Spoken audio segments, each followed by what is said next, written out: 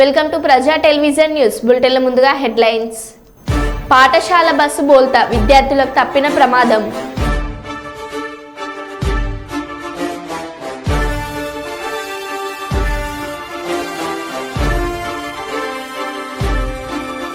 Green కుప్పంగా మార్చడమే లక్ష్యమన్న municipality commissioner Srinivasarao.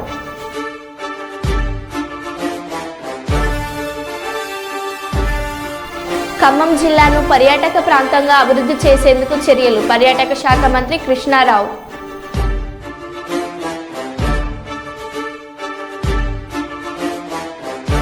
CM RF Kalyana Lakshmi చెక్కులను పంపిణీ చేసిన పెద్దపల్లి ఎమ్మెల్యే చింతకుంట విజయరమణారావు.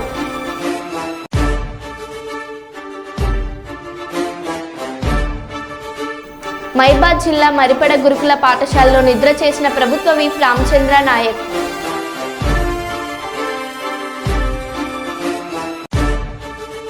మైబాద్ జిల్లా చిన్నగూడూరులో బ్రిడ్జి కోసం గ్రామస్తుల నిరసన.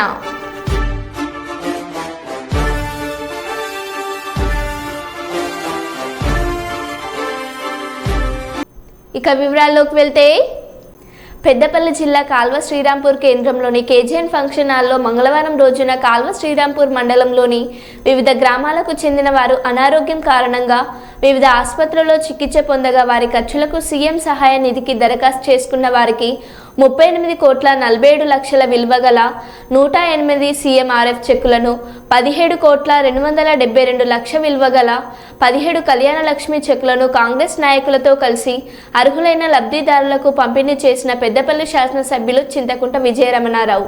ఈ సందర్భంగా ఎమ్మెల్యే విజయరమణారావు మాట్లాడుతూ, ఎన్నికల ముందు హామీ ఇచ్చిన విధంగా కాంగ్రెస్ ప్రభుత్వం విడుదల వారీగా ఇచ్చిన హామీలు నెరవేరుస్తున్నామని అన్నారు. దయచేసి ఊరు పేరు ఉండగానే అక్కడ మా పార్టీ ప్రెసిడెంట్ మాజీ సర్పంచ్ తప్పకుండా రావాల్సిందిగా కోరుతా ఉన్నాం.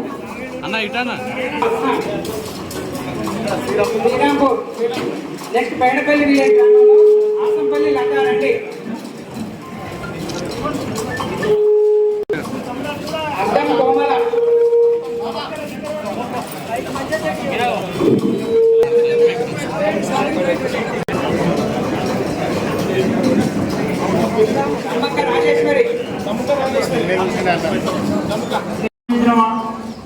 బడ్జెట్తోని ఆ ప్రభుత్వం 6 లక్షల కోట్లు అప్పు చేస్తే ఇవాళ దాన్నే మన రేవంత్ రెడ్డి గారు, మన ముఖ్యమంత్రి గారు తిప్పలపడి కష్టపడి రూపాయి కూడబట్టి ఇవన్నీ ప్రభుత్వం ఇస్తారు. ఈ టైంలో అవన్నీ కలిసాయి. చూడు మాట్లాడుతారు చేస్తున్నారంటే అది ఆయన పట్టుదల. ఎందుకంటే ఆయన కోరి పెట్టించుకున్నాడు కాబట్టి స్టాల్స్ కూడా వస్తాయి ఈ రాత్రి నుంచి. వ్యవసాయ శాఖకు సంబంధించినటువంటి అన్ని రకాల రైతాంగానికి ఉపయోగపడేటటువంటి విత్తనాలకు. ఖమ్మం జిల్లాను పర్యాటక ప్రాంతంగా అభివృద్ధి చేసేందుకు చర్యలు. పర్యాటక శాఖ మంత్రి జూపల్లి కృష్ణారావు ఖమ్మం జిల్లాలోని పర్యాటక ప్రాంతాలను ఉదయం నుంచి సాయంత్రం వరకు పరిశీలించిన మంత్రి. వైరా రిజర్వాయర్ ఎంతో ప్రశస్తం కలిగిందని ఆయన అన్నారు. ఇందిరమ్మ ప్రభుత్వం అధికారంలోకి రాగానే 75 కోట్ల రూపాయలు కాల్వల పనుల కోసం మంజూరు చేశారు. ఆగస్టు 15 కల్లా కెనాల్ పనులు పూర్తి చేసుకుని ప్రారంభించుకుంటున్నామని తెలిపారు. పర్యాటక కేంద్రాలుగా మారుతున్నాయి. నిరుద్యోగ యువతకు ఉపాధి అవకాశాలు కల్పించేందుకు చర్యలు. దేశంలోనే తెలంగాణ ఉన్నతమైన టూరిజంగా తీర్చిదిద్దే చర్యలు. రుణమాఫీ చేసినటువంటి సందర్భం లేదు. ఇది కేవలం తెలంగాణ రాష్ట్రంలో మొట్టమొదటిసారి ఇందిరమ్మ రాజ్యం ప్రజాప్రభుత్వం చేయబోతా ఉంది. ఆ చేసేటువంటి చారిత్రాత్మకమైన కార్యక్రమం వైరా పట్టణంలో జరగబోతా ఉంది ఆగస్టు 15 నాడు. దీనికి రాష్ట్ర ముఖ్యమంత్రి వర్యులు రేవంత్ రెడ్డి గారు, అట్లాగే వ్యవసాయ శాఖ మంత్రి గారు, అట్లాగే రెవెన్యూ శాఖ మంత్రి గారు, అట్లాగే రాష్ట్రంలో అందుబాటులో ఉన్నటువంటి మంత్రులు, అట్లాగే రాష్ట్రంలో ఆగస్టు 15 సంబంధించి వారి నియోజకవర్గాల్లో జెండా వందనం చేసుకొని రావటానికి రవాణా ఆ టైం సరిపోయేటువంటి ఉన్నటువంటి శాసనసభ్యులందరూ కూడా పెద్ద ఎత్తున పాల్గొంటారు. నేను దయచేసి రాష్ట్రంలో ఉన్నటువంటి రైతులందరికీ కూడా మన ప్రాంతం నుంచి ఈ వైరా పట్టణం నుంచి రుణమాఫీ చేసే చెక్కుల పంపిణీ కార్యక్రమం పెద్ద ఎత్తున జరుపుతూ ఉన్నాం. కాబట్టి రాష్ట్ర రైతులందరికీ ఒక మంచి సందేశం ఇచ్చే కార్యక్రమం ఇక్కడ నుంచే జరుగుతుంది. కాబట్టి ఈ ప్రాంతంలో ఉన్నటువంటి రైతాంగ సోదరులందరూ, రైతు సన్నిహితులు, రైతు శ్రేయోభిలాషులు అందరూ కూడా ఆ భారీ బహిరంగ సభకి పెద్ద ఎత్తున పాల్గొని విజయవంతం చేయవలసిందిగా నేను మీ అందరికీ మీ ద్వారా విజ్ఞప్తి చేస్తాను. ఇది మనందరికీ గర్వకారణం. సభ భారీగా జరగాలి, రైతులకు మేలు జరగాలి, ఇంకా దీన్ని స్ఫూర్తిదాయకంగా మరెన్నో కార్యక్రమాలు జరిగేటట్టుగా మనం ముందుకు పోదామని చెప్పి మీ అందరికీ సవినయంగా మనవి తెలుస్తూ, చాలా ఈ ప్రాంతంలోనే ప్రాశస్త్యం కలిగినటువంటి ప్రాంతం రిజర్వాయర్ ఇది. ఎప్పుడూ డ్రై కాకుండా నిత్యం నీళ్లు ఉండేటువంటి రిజర్వాయర్ ఇది. దీనిపైన నాగార్జున లెఫ్ట్ కెనాల్ కూడా దీనిపైన నుంచే ప్రవహిస్తూ ఉంటుంది. ఇప్పుడు సీతారామ ప్రాజెక్ట్ నుంచి రాజీవ్ కెనాల్ ద్వారా నీళ్లు తీసుకొని వచ్చి ఆ రాజీవ్ కెనాల్తో తీసుకొచ్చే నీళ్లు ఎన్ఎస్పి కెనాల్లో కలిపి ఎన్ఎస్పి కెనాల్ నుంచి వైరా రిజర్వాయర్ కూడా లింక్ చేసేటువంటి కార్యక్రమాన్ని మనం ఇందిరమ్మ ప్రభుత్వం వచ్చిన తర్వాత వెంటనే 75 కోట్ల రూపాయలు శాంక్షన్ చేసి పనులు మొదలుపెట్టి రేపు ఆగస్టు 15వ తారీఖు కల్లా ఆ కెనాల్ పూర్తి చేసుకొని ప్రారంభం చేసుకునే కార్యక్రమాన్ని కూడా చేసుకుంటున్నాం. ఇవన్నీ ఎందుకు చెప్తున్నామనంటే భవిష్యత్తులో కూడా ఎప్పుడు వైరా రిజర్వాయర్కి సంబంధించి నిత్యం బ్యాలెన్సింగ్ రిజర్వాయర్గా నీళ్లు ఉంటాయి. దీంట్లో నీళ్ళు ఎప్పుడు ఎండిపోవు. ఇక్కడ ఒకవేళ పొరపాటున వర్షాలు కొద్దిగా తక్కువ పడి అంతగా నిండకపోయినా కానీ అటు ఎన్ఎస్పి కెనాల్ నుంచో లేకపోతే ఇటు గోదావరి నీళ్ళలో తీసుకొచ్చి దీన్ని నింపి అలుగులు పారించే కార్యక్రమం నిత్యం జరుగుతూనే ఉంటుంది. సో ఇటువంటి ఎప్పుడు ఫుల్గా ఉండేటువంటి బ్యాలెన్సింగ్ రిజర్వాయర్లు మంచి అత్యున్నతమైనటువంటి టూరిస్ట్ స్పాట్గా మార్చుకొని రాష్ట్ర ప్రజలందరినీ ఆకర్షించేటట్టుగా ఇక్కడికి వచ్చేటట్టుగా చేసుకోగలిగితే ఈ ప్రాంతంలో టూరిజంతో పాటు అనేక రకాలైన ఉపాధి అవకాశాలు పెద్ద ఎత్తున పెరుగుతాయని, ఆ పెరిగే క్రమంలో ఈ ప్రాంతం కూడా అభివృద్ధి చెందిద్ది అనేటువంటి ఆలోచనతోనే ఈరోజు వైరా రిజర్వాయర్ సంబంధించిన టూరిజం ప్రాజెక్టుకు సంబంధించి మంత్రి గారు ప్రత్యేకంగా దృష్టి సారించి ఇక్కడికి వచ్చారు. అలాగే స్థానిక శాసనసభ్యులు, స్థానిక నాయకులందరూ కూడా ఈ ప్రాంతాన్ని అభివృద్ధి చేయడం కోసం, అలాగే పిలు రామదాస్ నాయక్ గారికి, గిడ్డంగులు సంస్థ చైర్మన్ రాయల్ నాగేశ్వరరావు గారికి, పర్యాటక శాఖ మార్చులు ఉదయం 6 గంటల నుంచి బయలుదేరారు. ఓ రకంగా 5 గంటలకే బయలుదేరారు. వారు ప్రత్యక్షంగా చూసి ఏ ప్రాంతాన్ని ఏ రకంగా అభివృద్ధి చేయాలో స్పష్టంగా ఆదేశాలు ఇచ్చారు. ఈరోజు ఉదయం జిల్లాలో మొదలుపెట్టిన నేలకొండపల్లిలో ఉన్నటువంటి బుద్ధిస్ట్ స్తూపాల దగ్గర నుంచి మొదలు పెడితే భక్త రామదాస్ గారి నివాసం, ఖమ్మం హెడ్ క్వార్టర్స్లో ఉన్నటువంటి కిలా, కొత్తగూడెం దగ్గర ఉన్నటువంటి కిన్నెరసాని, అట్లాగే ఇప్పుడు వైరా రిజర్వ్. రాష్ట్ర వ్యాప్తంగా పలు గురుకులాలలో ఏసీపీ దాడుల్లో భాగంగా ఖమ్మం జిల్లా కారపల్లి మండలం గాంధీనగర్ ఐటీడీఏ పరిధిలోని గురుకుల పాఠశాలలో ఏసీబీ డీఎస్పీ రమేష్ ఆధ్వర్యంలో ఆకస్మిక తనిఖీలు నిర్వహించారు. 5వ తరగతి నుంచి ఇంటర్ వరకు చదువుతున్న ఈ గురుకులాలలో 680 మంది విద్యార్థులు ఉండగా పరిసరాలు పరిశుభ్రంగా లేకపోవడం పట్ల ఏసీబీ డీఎస్పీ అసంతృప్తి వ్యక్తం చేశారు. కొన్ని చోట్ల విద్యుత్ తీగల ప్రమాదకరంగా ఉన్నాయని, విద్యార్థులు ఉంటున్న గదులు, బాత్రూంలకు తలుపులు కూడా సరిగా లేకుండా పలు చోట్ల అపరిశుభ్రంగా ఉండడం పట్ల అసహనం వ్యక్తం చేశారు. ఏసీబీ అధికారులతో పాటు ఫుడ్ ఇన్స్పెక్టర్లు, ఎడిటింగ్ అధికారులు, లీగల్ మెట్రాలజీ సిబ్బంది పాఠశాలల్లో తనిఖీలు నిర్వహించారు. ఒక చెట్టు లేదు ఉందండి, ఒక చెట్టు ఉందా?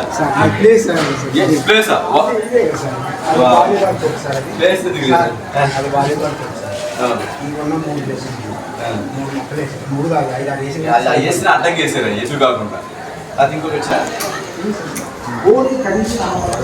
డైలీ రైస్ ఉండదు కదా, అంటే రైస్కి మనిషి ఎక్కేసి ఉండాల్సిన పని లేదు కదా.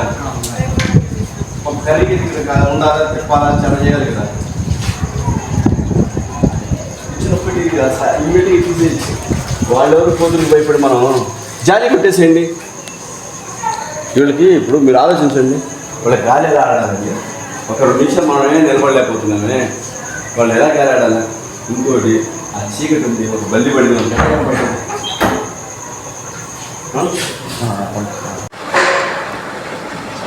ఈ పేపర్ అవసరమా?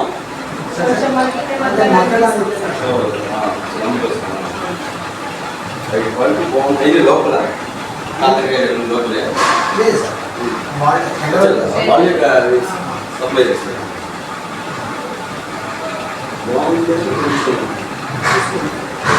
మెయిన్ హైజీనిక్ మొత్తం ఎన్ని ఫీల్ చేస్తారు డైలీ? మధ్యాహ్నం 60 నిద్ర పడుతుంది. ఈరోజు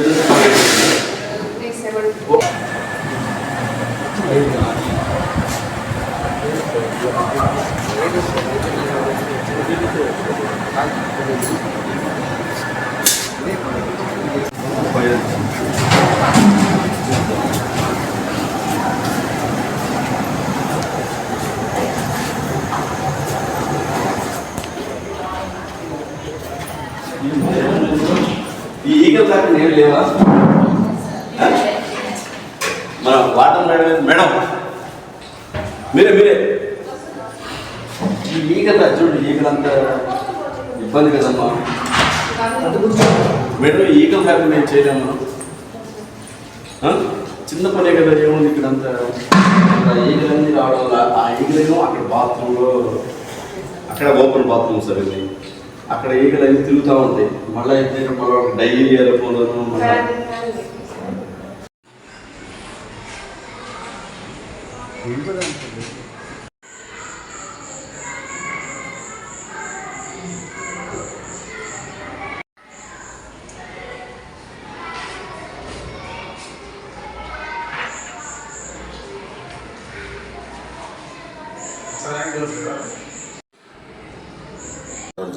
మెయింటెనెన్స్ ఆఫ్ టాయిలెట్స్, వాష్రూమ్స్ బాగాలేవు, చాలా ఇబ్బంది, చోటుకు రావడం లేదు.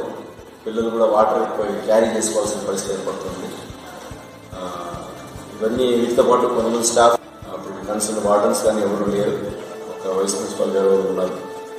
తర్వాత మేము వచ్చిన చాలా ప్రిన్సిపాల్ గారు వచ్చారు. ఈ ఇర్రెగ్యులారిటీస్ అన్నింటినీ రిపోర్ట్ తయారు చేసి మా పై అధికారికి పంపిస్తాం. సంగారెడ్డి జిల్లా ఎస్పీ కార్యాలయాన్ని సందర్శించిన తెలంగాణ రాష్ట్ర DGP Jitender, multi zone 2 IG Satyanarayana SP కార్యాలయంలో మొక్కలు నాటిన డీజీపీ డాక్టర్ జితేందర్, జిల్లా ఎస్పీ చెన్నూరు రూపేష్ కార్యాలయంలోని పలు సెక్షన్లలో ఆయన పర్యవేక్షించి సిబ్బందితో మాట్లాడారు. అనంతరం అధికారులతో సమావేశంలో పాల్గొన్న డీజీపీ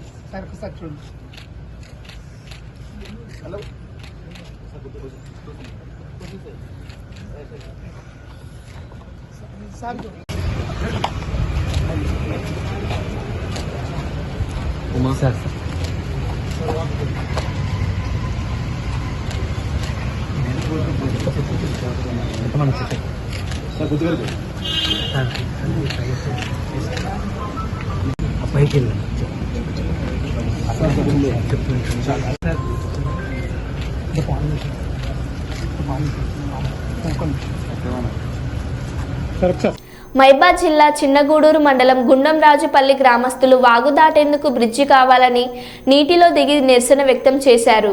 గుండంరాజుపల్లి శివార్లో జిన్నెల వాగు దాటడానికి గ్రామస్తులు దశాబ్దాలుగా తీవ్ర ఇబ్బందులు పడుతున్నామని ఆందోళన వ్యక్తం చేశారు. వర్షాకాలం రాగానే విద్యార్థులు గ్రామస్తులు వాగు దాటి రాకపోకలు చేయలేక అవస్థలు పడుతున్నామని ఆవేదన వ్యక్తం చేశారు.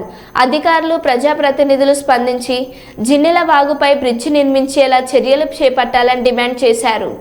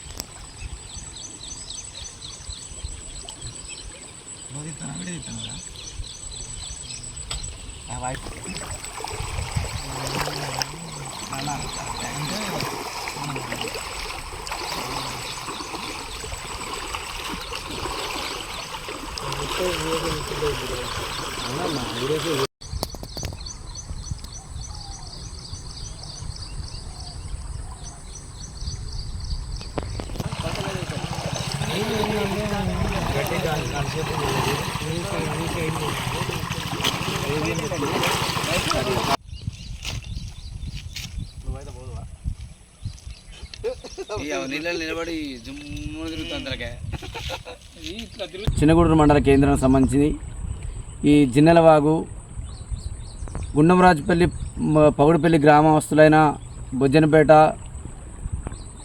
కౌసలేదేవిపల్లి, బాబోస్తండ విద్యార్థులకైతేంది, రైతాంగానికైతేంది చాలా ఇబ్బందికరంగా తయారైంది. ఎన్నిసార్లు కూడా మేము చేసినా కూడా గత ప్రభుత్వాలు కూడా దీన్ని పట్టించుకోలేదు. చాలా విధాలుగా దీన్ని ఎన్నోసార్లు కూడా కొన్ని ఏండ్ల కాంచి కూడా మేము ప్రభుత్వాన్ని కోరినా సరే దీనికి ఒక పరిష్కార మార్గం ఇంతవరకు చూపించలేదు. కనుక విద్యార్థులు, రైతాంగం చాలామంది కూడా మండల కేంద్రాలకు పోవాలన్నా కూడా చుట్టుపక్కల వాగు దాటి అవతలకు పోవాలన్నా కూడా వాగులో కొట్టుకుపోయి మళ్ళీ తేరుకొని బయటకు గుంజుకొచ్చిన అటువంటి సంఘటనలు కూడా ఎన్నో జరిగినాయి. ఇప్పటికైనా ప్రభుత్వాలు పట్టించుకొని దీనికి ఒక పరిష్కారం చూపించి దీనికి ఒక బ్రిడ్జి ఏర్పాటు చేసి రైతాంగానికి, విద్యార్థులకు, ప్రతి ఒక్క ప్రజానికానికి ఇబ్బంది లేకుండా చూడాలని కోరుకుంటూ తెలంగాణ ముఖ్యమంత్రి రేవంత్ రెడ్డికి గ్రాండ్ వెల్కమ్ చెప్పిన కాంగ్రెస్ నాయకులు, కార్యకర్తలు.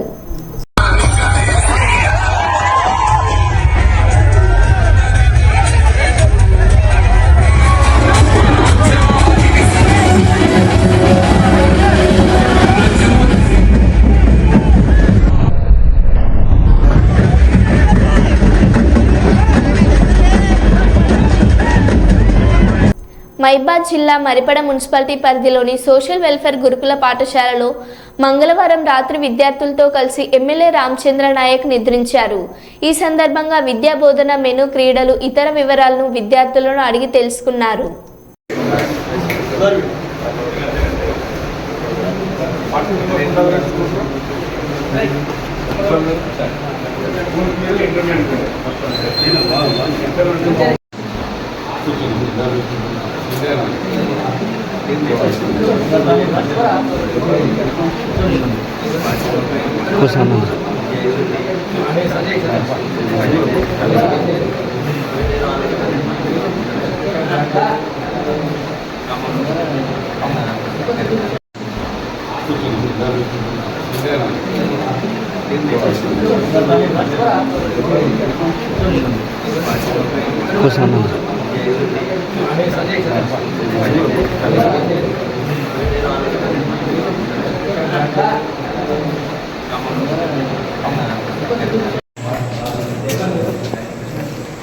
మనం వెనకకి రండి, ఫస్ట్ అందరు వెనక్కి రండి, వెనకకి రండి.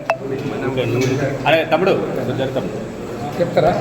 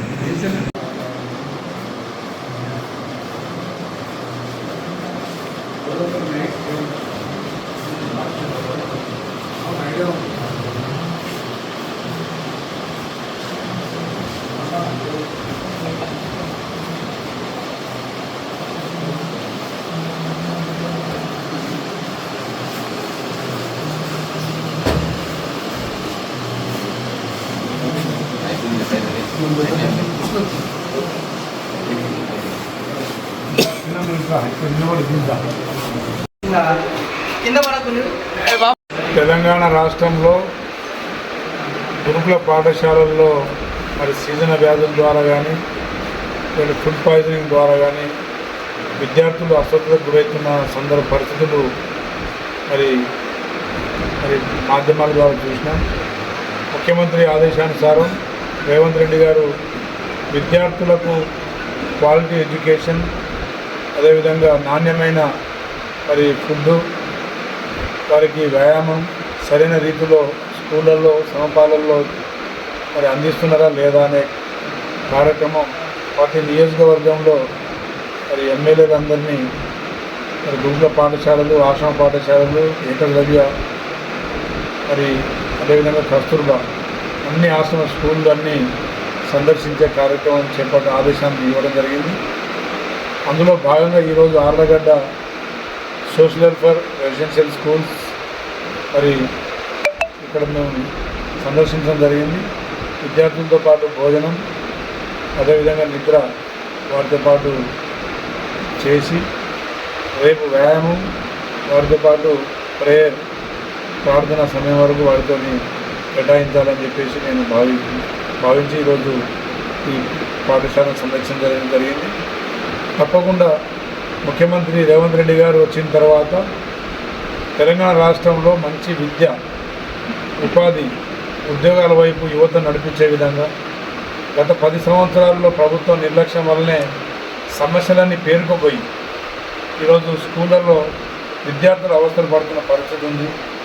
మరి అకామిడేషన్ సరిపోయే పరిస్థితి లేదు.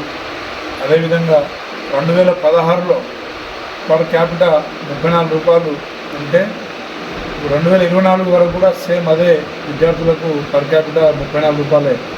అంటే రోజుకు ఒక విద్యార్థికి భోజనానికి అయ్యే ఖర్చు 34 రూపాయలు మాత్రం గత 10 సంవత్సరాల నుంచి అదే ఉండడం.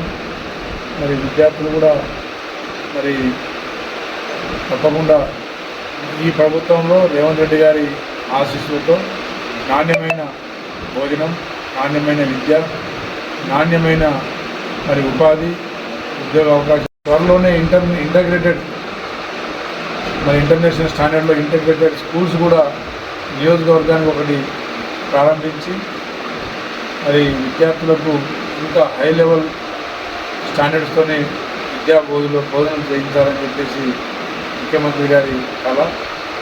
కాబట్టి తెలంగాణ విద్యార్థులకి ఒక మంచి అవకాశం. లక్ష్యాలను మర్చిపోకుండా విద్యార్థులందరూ శ్రమించి వారి భవిష్యత్తును వారు నిర్మాణం చేసుకోవాలని చెప్పేసి ముఖ్యమంత్రి గారి సందేశానుసారం అది తప్పకుండా వారి లక్ష్యాల వైపు నడుస్తారని చెప్పి భావిస్తున్నాను. Thank you. మరిపేడ మండలం రామగడ్డ సాంఘిక సంక్షేమ గురుకుల పాఠశాలలో మరి విద్యార్థులతోని బస చేసి కార్యక్రమం చేపట్టినాం. మరి భోజన వసతులు కానీ అదేవిధంగా డాక్యుమెంటరీలు అన్ని రకాల వసతులు మరి పిల్లలకు రాష్ట్ర ప్రభుత్వం సరైన పద్ధతిలో సరైన రీతిలో సమకూరుతున్నారా లేదా, వారికి ఆహార ఫుడ్ మధ్యాహ్నం లంచ్ కానీ డిన్నర్ కానీ ఏ విధంగా క్వాలిటీ మెయింటైన్ చేస్తున్నారు లేదా అనే కార్యక్రమం తెలుసుకోవాలనే ఒక లక్ష్యంతో ముఖ్యమంత్రి గారి ఆదేశానుసారం రేవంత్ రెడ్డి గారు రాష్ట్రంలో యువతను విద్యా ఉపాధి ఉద్యోగాల వైపు నడిపించాలనే ఒక లక్ష్యంతో మరి వారు ముందుకు సాగుతూ ఉన్నారు. కాబట్టి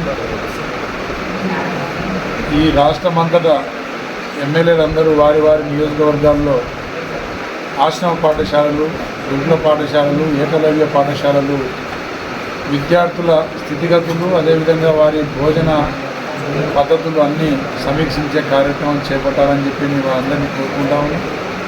మరి గురుకుల పాఠశాలల్లో ఇది సీజనల్ వ్యాధులు వచ్చే మరి కాలం కాబట్టి తప్పకుండా ప్రతి గురుకుల పాఠశాలలో పిల్లల్ని విద్యార్థుల్ని మరి ఆరోగ్యకరమైన భోజనం అదేవిధంగా వారికి వ్యాయామం అదేవిధంగా విద్యా బోధన వృత్తులు నేర్పించాలని కార్యక్రమం మరి కొనసాగించే విధంగా ఇంకా దాన్ని ఏ విధంగా బలోపేతం చేయొచ్చు, విద్యార్థుల్ని ఇంకా భవిష్యత్తు మీద లక్ష్యాలు ఏ విధంగా పెట్టవచ్చు అనే మరి కార్యక్రమం కూడా రేపు పొద్దున వాటితో పాటు టిఫిన్ అదేవిధంగా ప్రేయర్ రేపు లంచ్ భోజనం కూడా వాటితోనే కలిసి చేసే కార్యక్రమం కూడా ఉంటుందని తెలియజేస్తుంది.